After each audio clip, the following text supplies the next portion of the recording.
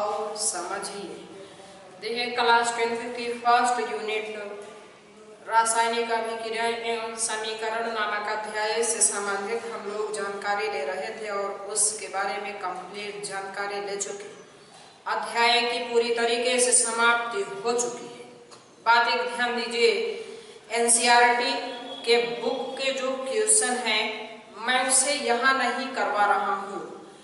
इसलिए नहीं करवा रहे हैं कि जब कॉलेज खुलेगा आओगे तो एक बार जब क्वेश्चन करवा देंगे तो जो बातें लिखाए हैं इस वीडियो में पढ़ाए हैं, कोई बातें अगर नहीं समझ आ पाई है उसमें तो एक बार फिर से उसे क्लास में रिपीट कर देंगे और जब क्वेश्चन करवाएंगे तो एक बार पूरा चैप्टर ही रिपीट हो जाएगा। बात समझो, क्वेश्चन न कराने की वजह जो है, क्वेश्चन सिर्फ और सिर्फ इसी एक बात के लिए नहीं करवा रहे हैं क्योंकि जिस समय कॉलेज खुलेगा, कॉलेज में आओगे तो अध्याय 1 पढ़ चुके हो, तो अब जब हम क्वेश्चन करवाएंगे तो उस अध्याय से संबंधित जितनी भी बातें हैं सारी आपकी रिपीट कर देंगे, साथ ही साथ आपका क्वेश्चन हो जाएगा। अर्थात आप 2 बार पढ़ भी लोगे, क्वेश्चन भी हो जाएगा, तो आपका बेनिफिट हो जाएगा। ऐसे अभी क्वेश्चन करवा देंगे तो उस समय के लिए कुछ रह नहीं जाएगा, थोड़ा सा आपके लिए दिक्कत हो जाएगी। इसीलिए क्वेश्चन ना करवा के नेक्स्ट एक अध्याय क्लास 10th के second unit metals and non metal नामक अध्याय के बारे में हम लोगों को जानकारी लेना है। धातु और अधातु नामक अध्याय काफी इम्पोर्टेंट है आप लोगों के लिए। यहाँ से क्वेश्चन काफी कुछ आपसे पूछे जाते रहे हैं बोर्ड एग्जाम में और पूछे जाएंगे भी आगे भी। क्लास 9th में भी थोड़ी जानकारी हम लोगों ने धातु और अधातु से लिया था। आज फिर उसी बात को एक बार पुनः समझ लो कि रिपीट करना है कि धातु क्या होते हैं, अधातु क्या होते हैं। जितना हमने आपको क्लास 9th में पढ़ाया था वही इतना आप समझ लीजिए कि यहाँ फिर एक बार आपको पढ़ाएंगे। तो इस अध्याय में हम लोग को पढ़ना क्या है कि धातु किसे कहते हैं, अधातु किसे कहते हैं, धातु की क्या प्रॉपर्टीज होती है, अधातु की क्या प्रॉपर्टीज होती है। इसके अलावा इसमें हम लोगों को सक्रियता श्रेणी मतलब कि इलेक्ट्रोकेमिकल सीरीज के बारे में जानकारी लेना है। उसके बाद इसी अध्याय में आगे भी कुछ और हम लोगों को जानकारी लेना होगा कि धातुओं का निष्कासन कैसे किया जाता है। इतना इस अध्याय में हम लोग को पढ़ना है। बोर्ड एग्जाम के पॉइंट ऑफ व्यू से ये लेसन आपके लिए काफी इम्पोर्टेंट है। तो जिसमें हम लोग सबसे पहले जानेंगे कि धातु किसे कहते हैं। तो आप लोगों ने इकाई 2 लिख दिया होगा। इकाई 2 मेटल्स एंड नॉन मेटल्स, धातु एंड अधातु। दूसरे अध्याय का पहला पार्ट है। इसमें सबसे पहली हेडिंग लिखना होगा आप लोगों को धातु मेटल्स। सबसे पहले हेडिंग क्या लिखना है, धातु मेटल। और धातु किसे कहते हैं फिर से एक बार कह रहा हूँ, क्लास 9th वाली बातें ही रिपीट होगी लेकिन इग्नोर नहीं करने को आपके लिए इम्पोर्टेंट है। बातें समझिएगा। धातु कहते किसे, अभी आपको लिखना कुछ नहीं है, अभी आपको बताया जाएगा तब लिखिएगा। बात समझिए। सबसे पहले हम लोग जानेंगे कि धातु कहते किसे हैं। सबसे पहले हम लोग क्या लेना है कि धातु कहते किसे हैं। तो बातें सुनिए, धातु किसे कहते हैं, जब कोई तत्व एक या एक से अधिक, जब कोई तत्व या परमाणु एक या एक से अधिक इलेक्ट्रॉन को एक या एक से अधिक इलेक्ट्रॉन को त्याग कर धनायन बनाने के प्रवृत्ति, एक या एक से अधिक इलेक्ट्रॉन त्याग कर धनायन बनाने की प्रवृत्ति रखते हैं तो उसे धातु कहते हैं। पुनः एक बार रिपीट करते हैं। जब कोई तत्व या परमाणु एक या एक से अधिक इलेक्ट्रॉन को त्याग धनायन बनाने की प्रवृत्ति रखते हैं तो उसे धातु कहते हैं। Very simple. तो उसे क्या कहते हैं, धातु। लिखिए, जब कोई तत्व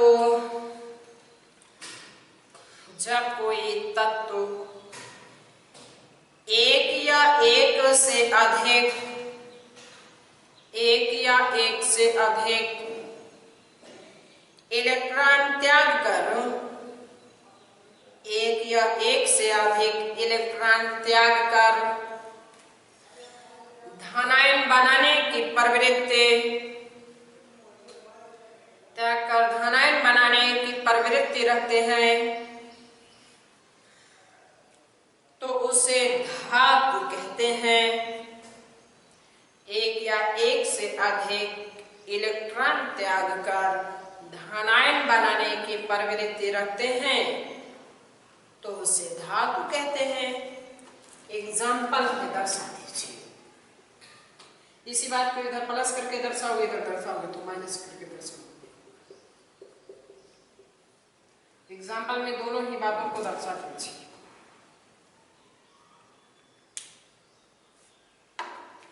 अब बातें सुनिए। धातु हमेशा कैसी होती है? धनात्मक होती है। Metal is always positive but nature कैसा होता है? बेसिक होता है। यह धातु कहते किसे हैं? When any atom or element remove one or more than one electron to create positive charge are known as metals. When any atoms or element remove one or more than one electron to create positive charge is known as metals. Metal की बात किया जाए तो ये कैसे होते हैं? Positive होते हैं। मेटल कैसे होते हैं? पॉजिटिव होती है। और इसका नेचर कैसा होता है? बेसिक होता है। पॉइंट बना करके लिख लीजिए। धातु हमेशा धनात्मक होती है। धातु हमेशा धनात्मक होती है तथा प्रकृति क्षारीय होती है। तथा प्रकृति क्षारीय होती है। अब बातें सुनिए। हम लोगों को अब जानकारी लेना है धातुओं के गुण के बारे में। शुरुआती स्टेप में भी हम लोग जान चुके हैं केमिस्ट्री के डेफिनेशन में कि गुण की बात किया जाए तो रसायन विज्ञान में दो गुण पढ़ते हैं। वो दो गुण कौन कौन से होते हैं? एक भौतिक गुण होता है और एक रासायनिक गुण होते हैं। तो सबसे पहले हम लोगों को किसके बारे में जानकारी लेना है? भौतिक गुण के बारे में। हेडिंग लिखिए, भौतिक गुण। हेडिंग है भौतिक गुण। भौतिक गुण मतलब कि फिजिकल प्रॉपर्टीज। हेडिंग इसके बारे में भौतिक गुण। भौतिक गुण मतलब कि physical properties. Physical properties.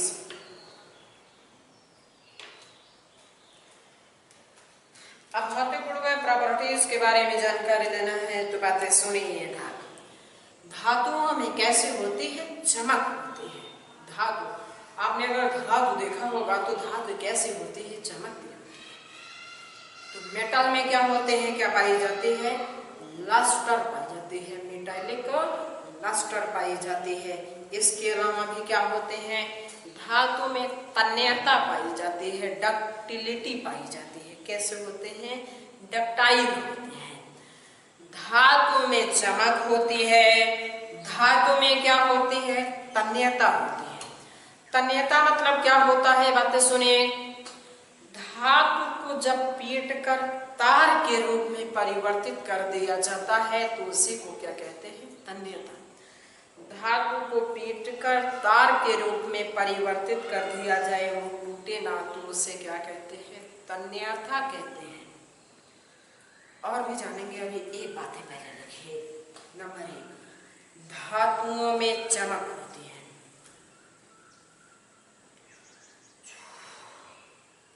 Number 1 है कि धातुओं में चमक होती है। नंबर 2, अब बात सुनिए, तो धातु में क्या होती है, तन्यता भी होती है। धातु में क्या होती है, आघात वर्धनीयता भी होती है। कैसी होती है, आघात वर्धनीयता भी होती है। आघात वर्धनीयता में इनसे क्या होता है कि धातुओं को पीटने पर वह टूटे न बल्कि चादर के रूप में परिवर्तित हो जाए, तो उसे क्या कहते हैं, आघात वर्धनीयता। आघात मीन्स होता ही है चोट पहुंचाना। तो प्रॉपर्टीज क्या है, धातुओं में क्या पाई जाती है, आघात वर्धनीयता पाई जाती है। आघात वर्धनीयता कहते किसे हैं कि धातुओं का वह गुण जिसे पीटने पर वह टूटे न बल्कि चादर के रूप में परिवर्तित हो जाए, तो उसी को क्या कहते हैं, आघात वर्धनीयता। लिखेगा इसके अंतर्गत नंबर 2, धातुओं में आघात वर्धनीयता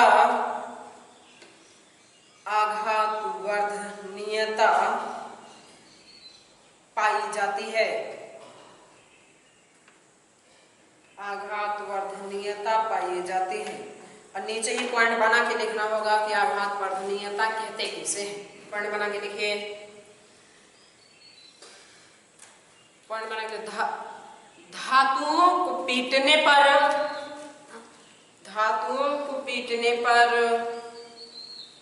वह टूटे न बल्कि चादर के रूप में परिवर्तित हो जाए, तो उसे आघात वर्धनीयता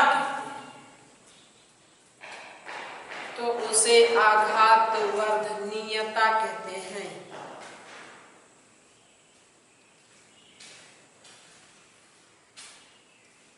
नंबर 2 लिखिए, नंबर 2 तो हो गया। नंबर 3 अब लिखिए, धातुओं में तन्यता होती है। धातुओं में तन्यता होती है। नंबर 3 है, धातुओं में तन्यता होती है। धातुओं में तन्यता होती है मतलब कि धातुओं का वह गुण जैसे पीटने पर वह तार के रूप में परिवर्तित हो जाए, तो उसे क्या कहते हैं, तन्यता। पॉइंट बना के लिखिए, धातुओं को पीटने पर वह तार के रूप में परिवर्तित हो जाती है, तो उसे तन्यता कहते हैं। बातें सुनिए, तन्यता क्या होते हैं, धातुओं में क्या पाई जाती है, बहुत अधिक तन्यता पाई जाती है। आपकी एनसीईआरटी बुक में एक बात लिखा कि आपको एक बात सुन करके आश्चर्य होगा। ऐसी कौन सी बात है जेकर सुन के आश्चर्य? हाँ है, सुनाता। वो कौन सी बात है? एनसीईआरटी में लिखा कि 1 ग्राम सोने से, कितने से, 1 ग्राम सोने से 2 किलोमीटर लंबा तार बनाया जा सकता है। आश्चर्य ना हो रहा है? एनसीईआरटी ने ऐसा लिखा ही कि आपको एक बात सुनकर आश्चर्य होगा, 1 ग्राम सोने से 2 किलोमीटर लंबा तार बनाया जा सकता है। इतनी तन्यता होती है, आप जान लीजिए। और इतनी तन्यता होना भी ठीक था, अन्यथा अगर इतनी तन्यता ना, ऐसी कौन सी धातु जिसमें इतनी तन्यता होती है, वो सोना, गोल्ड की। गोल्ड, सोने में कितनी तन्यता होती है, 1 ग्राम सोने से 2 किलोमीटर लंबा तार बनाया जा सकता है। अच्छा हुआ कि नेचर की तरफ से ऐसी व्यवस्था कर दी गई, वरना गरीब आदमी के लिए सोना पहनना स्वप्न जैसा हो जाता है। इतनी तन्यता होने की वजह से कम मात्रा में बढ़िया ज्वेलरी बन जाती है।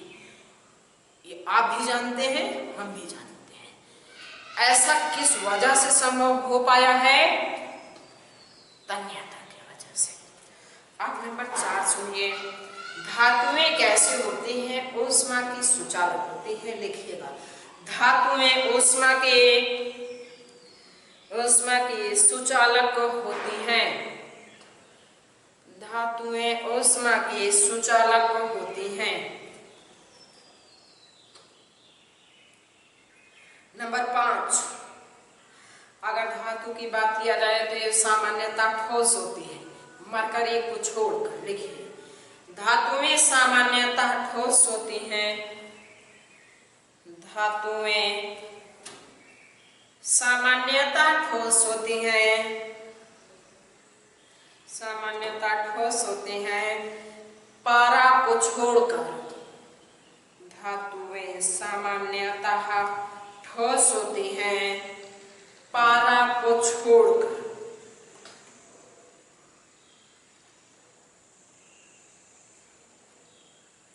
इसके अलावा धातु में एक और गुण होता है, सोनोरस का नाम दिया जाता है, जिसे जब कोई धातु किसी वस्तु से टकराती है तो ध्वनि उत्पन्न होती है। इसी को क्या कहते हैं? सोनोरस। धातुओं में किसका गुण पाया जाता है? सोनोरस का गुण पाया जाता है। सोनोरस मतलब क्या होता है? जब कोई धातु दूसरी धातु से टकराती है तो उसमें ध्वनि उत्पन्न होती है। नंबर 6 और लास्ट लिखिए, धातुएं किसी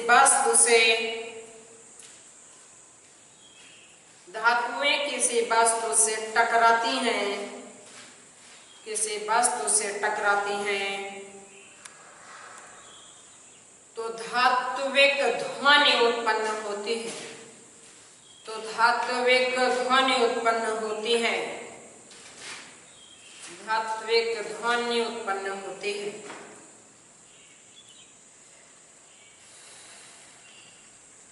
तो ये तो इसकी बातें थी जिसके बारे में हम लोगों ने जानकारी ली अब भौतिक गुण से संबंधित। नेक्स्ट अब हेडिंग लिखिए, रासायनिक गुण। हेडिंग लिखिए, रासायनिक गुण। Chemical properties. केमिकल प्रॉपर्टीज, रासायनिक गुण। हेडिंग ही डाल करके छोड़ दीजिए। आज यहीं पे अपने बातों की समाप्ति करते हैं, बाकी मिलते हैं नेक्स्ट वीडियो में। Thank you for watching this video.